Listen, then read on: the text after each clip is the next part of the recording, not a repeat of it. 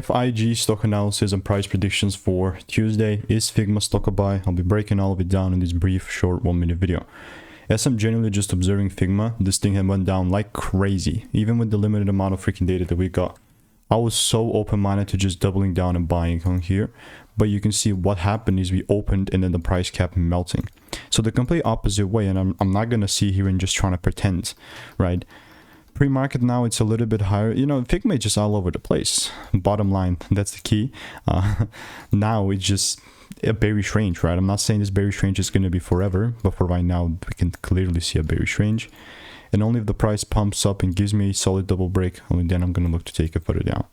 Randomly selling me, it's just not going to be happening. What about the buying part? Well, for me, it must start breaking above 97 bucks, right? It's just the current range that we're in, but once the market opens, it can start open right here above 102, and then it's a whole different bullish gain. So if you want to stay tuned and get my money making emails and insights for free, click the first link in the description. I'll see you in the next one.